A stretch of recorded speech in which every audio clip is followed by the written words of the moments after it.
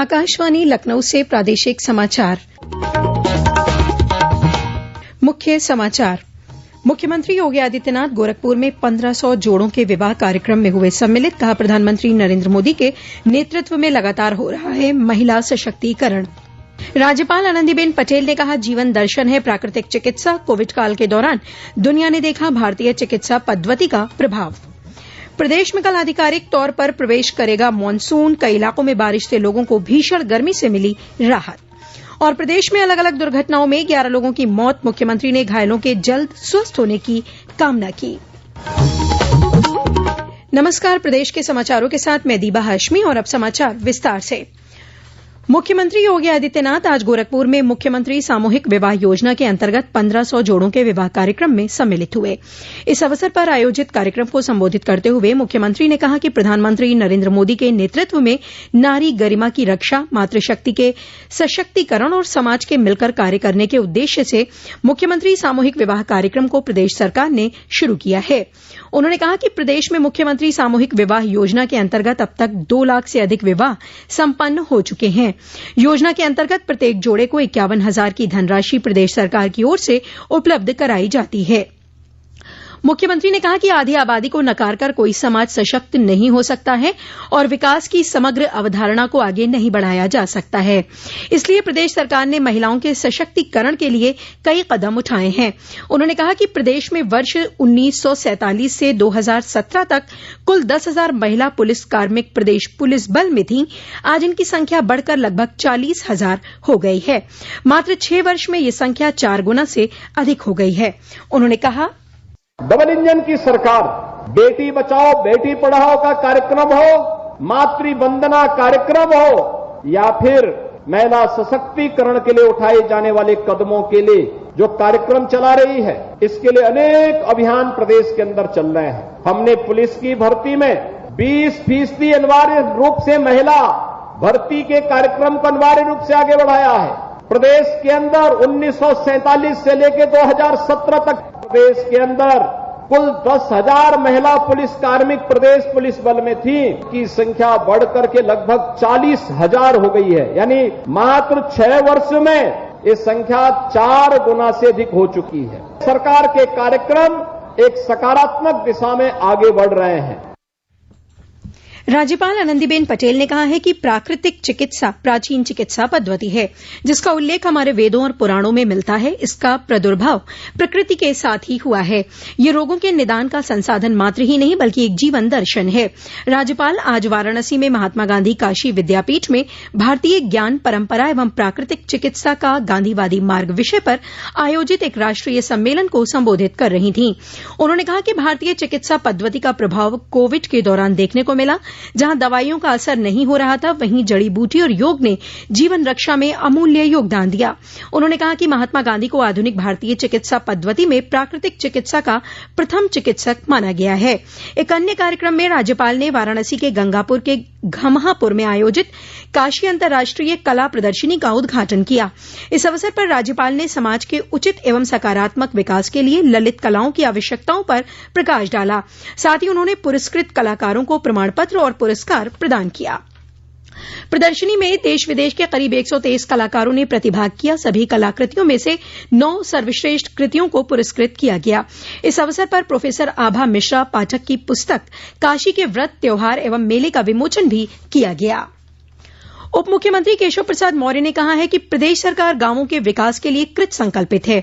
आज गांवों को स्मार्ट विलेज के रूप में विकसित किया जा रहा है। उप मुख्यमंत्री श्री मौर्य आज वाराणसी में बनारसी और मिर्जापुर मंडल की ग्राम विकास से जुड़ी योजनाओं की समीक्षा कर रहे थे।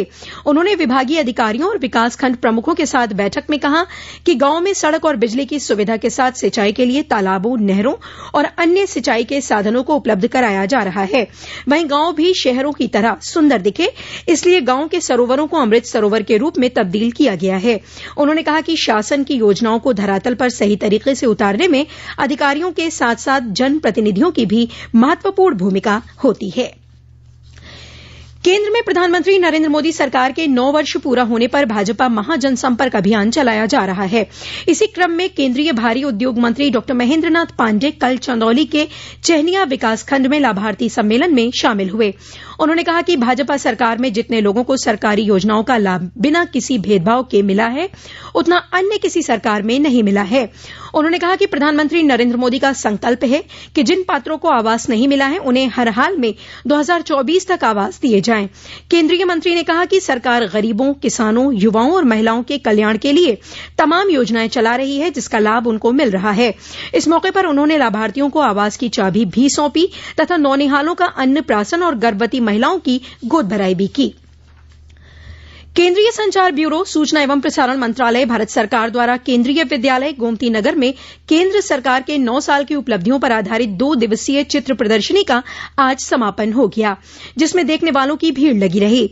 आज के कार्यक्रम के मुख्य अतिथि के रूप में डॉ चंद्रभूषण वर्मा, प्रधानाचार्य, केंद्रीय विद्यालय लखनऊ, ने विद्यार्थियों को भारत सरकार की योजनाओं की जानकारी रखने और आमजन को भी जानकारी देने के लिए प्रेरित किया। प्रदेश में कल मानसून आधिकारिक तौर पर प्रवेश कर जाएगा। फिलहाल प्रदेश में अधिकांश स्थानों पर हल्की से मध्यम बारिश होने के समाचार मिले हैं, जिससे लोगों को भीषण गर्मी से राहत मिली है। मौसम विभाग के अनुसार दक्षिण पश्चिम मानसून कल पूर्वांचल के रास्ते प्रदेश में दाखिल होगा। मौसम केंद्र लखनऊ के मौसम वैज्ञानिक मोहम्मद दानिश ने आकाशवाणी समाचार को बताया कि कल मानसून के प्रदेश में प्रवेश करने के साथ ही नेपाल से सटे पूर्वांचल के कुछ इलाकों में भारी बारिश होने का भी पूर्वानुमान है। उन्होंने कहा कि प्रदेश में फिलहाल मानसून पूर्व की बारिश हो रही है और कल से मानसून के प्रवेश के बाद पूर्वांचल के जिलों में अच्छी बारिश होगी। हालांकि उन्होंने ये भी कहा कि इस वर्ष प्रदेश में सामान्य से कम वर्षा होने की उम्मीद है। मानसून अब यूपी के बॉर्डर पे अभी आ गया है और उम्मीद है कल तक पूर्वी उत्तर प्रदेश में दस्तक दे देगा और अगले हफ्ते तक नेपाल से सटे हुए जो जिले हैं उसमें हल्की से मध्यम बारिश है, कुछ जगह भारी वर्षा का भी है अगले 3-4 दिनों बाद। और अगर वही दक्षिणी पार्ट की बात करें तो वहां पर छुटपुट बारिश की आसार है। प्रदेश में इस बार मानसून अपने सामान्य से थोड़ा कम की स्थिति में रहेगा, लेकिन बारिश ठीक ठाक रहेगा। प्रदेश में हुई अलग अलग दुर्घटनाओं में 11 लोगों की मौत हो गई, जबकि कई अन्य घायल हो गए। कौशाम्बी के कोखराज थाना क्षेत्र में राष्ट्रीय राजमार्ग पर आज सुबह तेज रफ्तार ट्रेलर ट्रक गलत दिशा से आ रहे ट्रक से टकरा गया, जिससे 3 लोगों की मौके पर मौत हो गई, जबकि कई अन्य घायल हो गए। पुलिस ने घायलों को इलाज के लिए अस्पताल में भर्ती कराया है। उधर मिर्जापुर के संतनगर थाना क्षेत्र में पटेहरा मोड़ पर एक मोटरसाइकिल अनियंत्रित होकर नहर में गिर गई, जिससे उस पर सवार 3 युवकों की मौत हो गई। ये सभी शादी समारोह से वापस आ रहे थे। मुख्यमंत्री योगी आदित्यनाथ ने कौशाम्बी और मिर्जापुर में हुई दुर्घटनाओं पर गहरा दुख जताया है। उन्होंने घायलों के शीघ्र स्वस्थ होने की भी कामना की है। वहीं हमीरपुर जनपद में हुई अलग अलग दुर्घटनाओं में 5 लोगों की मौत हो गई और 18 लोग गंभीर रूप से घायल हो गए। घायलों को इलाज के लिए जिला चिकित्सालय में भर्ती करा दिया गया है। बहुजन समाज पार्टी की प्रमुख मायावती ने विपक्षी दलों की पटना में होने वाली बैठक पर टिप्पणी करते हुए कहा कि विपक्षी पार्टियां अपने उद्देश्य के प्रति गंभीर नहीं हैं। अपने ट्वीट संदेश में मायावती ने कहा कि देश में जो मौजूदा हालात हैं, उनसे निपटने के लिए सही योजनाएं कांग्रेस और बीजेपी जैसी पार्टियों के पास नहीं हैं। लेकिन अगले लोकसभा चुनाव की तैयारी को ध्यान में रखकर विपक्षी पार्टियां जिन मुद्दों को उठा रही हैं और कल नीतीश कुमार द्वारा जो बैठक पटना में की जा रही है, उससे पहले इन पार्टियों को अपने गिरेबान में झांकना चाहिए और अपनी प्राथमिकताओं को सही करना चाहिए। माफिया से नेता बने मुख्तार अंसारी सहित 13 अभियुक्तों के विरुद्ध बाराबंकी जिले में 2 अलग अलग अदालतों ने आरोप निर्धारित कर मामले की अग्रिम सुनवाई के लिए तारीख तय कर दी है। अपर मुख्य न्यायिक मजिस्ट्रेट विपिन कुमार यादव ने आज मुख्तार अंसारी और डॉक्टर अलका राय सहित 13 आरोपियों के विरुद्ध आरोप निर्धारित किए। ये मामला तब का है जब मुख्तार अंसारी पंजाब की रोपड़ जेल में बंदी थे। उस दौरान जेल से कोर्ट पर पेशी पर जाते समय वो एक एम्बुलेंस का उपयोग करते थे। ये एम्बुलेंस बाराबंकी के आरटीओ कार्यालय में फर्जी आईडी पर गलत तरीके से डॉक्टर अलका राय के नाम से पंजीकृत कराई गई थी।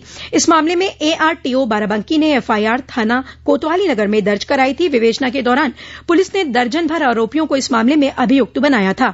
इसी मामले में गैंगस्टर एक्ट के तहत भी केस दर्ज किया गया था, जिसकी सुनवाई कर रहे एमपी एमएलए कोर्ट के विशेष न्यायाधीश ने इन सभी आरोपियों पर गैंगस्टर एक्ट के तहत आरोप निर्धारित किए। और अंत में मुख्य समाचार एक बार फिर। मुख्यमंत्री योगी आदित्यनाथ गोरखपुर में 1500 जोड़ों के विवाह कार्यक्रम में हुए सम्मिलित। कहा, प्रधानमंत्री नरेंद्र मोदी के नेतृत्व में लगातार हो रहा है महिला सशक्तिकरण। राज्यपाल आनंदीबेन पटेल ने कहा, जीवन दर्शन है प्राकृतिक चिकित्सा। कोविड काल के दौरान दुनिया ने देखा भारतीय चिकित्सा पद्धति का प्रभाव। प्रदेश में कल आधिकारिक तौर पर प्रवेश करेगा मानसून। कई इलाकों में बारिश से लोगों को भीषण गर्मी से मिली राहत।